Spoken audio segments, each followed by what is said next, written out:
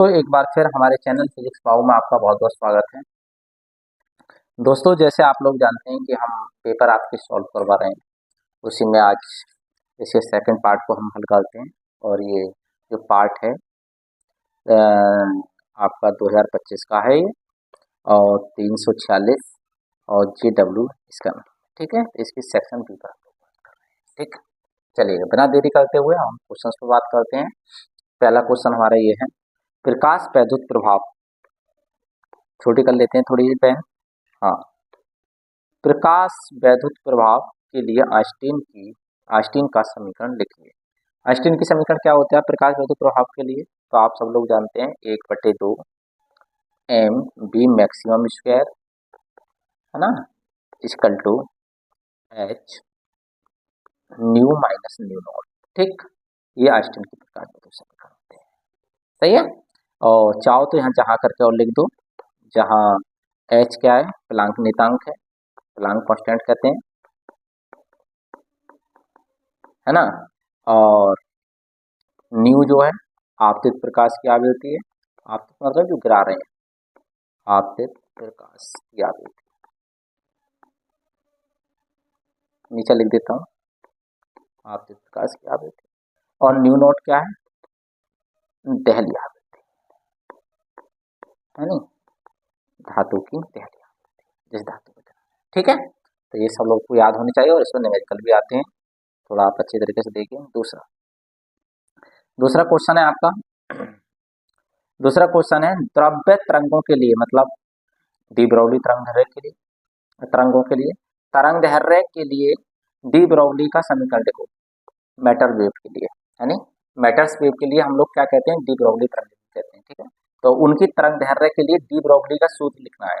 तो de Broglie का सूत्र सब बच्चे जानते हैं, लैम्डा बराबर होता है h/m। ठीक है, m यहाँ पे क्या होता है, द्रव्यमान, और b क्या होता है, b, है नहीं। और इसके लिए एक बात और याद रखना, कभी कभी वो एक कहता है द्रव्य तरंगों की तरंगदैर्घ्य के लिए डी ब्रोगली का सूत्र तो लिखें, या डी ब्रोगली का समीकरण लिखें, सूत्र का समीकरण बात एक ही लिखें, परंतु ऊर्जा के फॉर्म में लिखें। तो ऊर्जा के फॉर्म में क्या होती है, ऊर्जा के फॉर्म में होती है लैम्डा बराबर √2mE, ये होती है, ये यहाँ पर ऊर्जा होती है, बस काइनेटिक एनर्जी होती है, गति ऊर्जा होती है।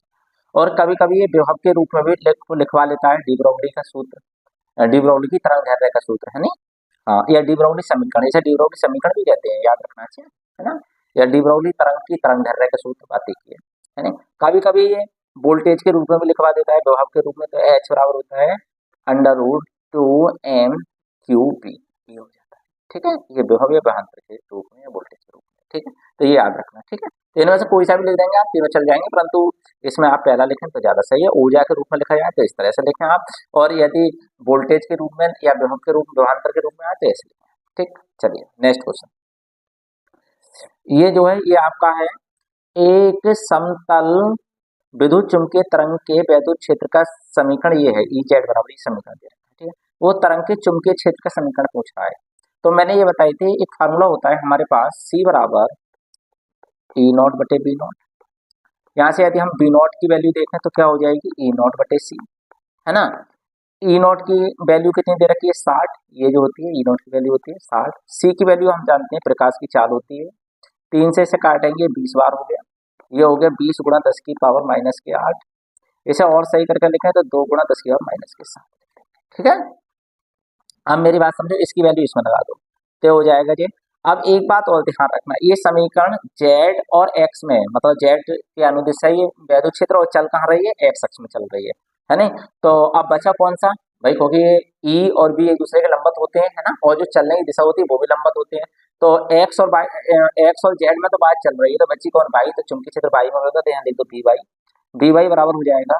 और B0 का मान कितना आ चुका है, B0 का मान ये आ चुका है, जैसे ये E0 का मान था ऐसे B0 का मान हो जाएगा 2 × 10⁻⁻7, है ना। साइन के अंदर ये पूरी चीज सेम रहेगी, ठीक है, ये चेंज नहीं होती है, बस ये आ गई, बस ये वोल्ट प्रति मीटर में, तो ये टेक्सला लिख दो। ठीक है, ये समीकरण सही। नेक्स्ट क्वेश्चन, अगला क्वेश्चन है, प्रत्यावर्ती विभवांतर परिपथ में वोल्ट मीटर का पाठ्यांक है नहीं, कितना है, 220 वोल्ट है, और उसका शिखर मान पूछ रहा है। देखो पाठ्यांक और बीआरएमएस एक ही बात होती है, ठीक है। तो कहने मतलब ये बी का मान है, बी का बोल दो या बीआरएमएस का बोल दो, ठीक है। कितना है 220 है। बी नॉट का मान पूछ रहा है, तो एक फार्मूला होता है बी बराबर बी नॉट बटे रूट दो। बी कह दो या इसे बीआरएमएस कह दो, बात एक ही होती है, बी और बीआरएमएस एक ही चीज होती है, याद रखना। तो यहाँ पे हमें वैल्यू किसकी निकालनी है, बी नॉट की, तो बी नॉट बराबर हो गया बी इंटू रूट दो। देखो क्रॉस मल्टीप्लाई करके देख लेना आप लोग, तो ये हो जाएगा ये 220 रूट दो, इतने बोल, ठीक। ये इसकी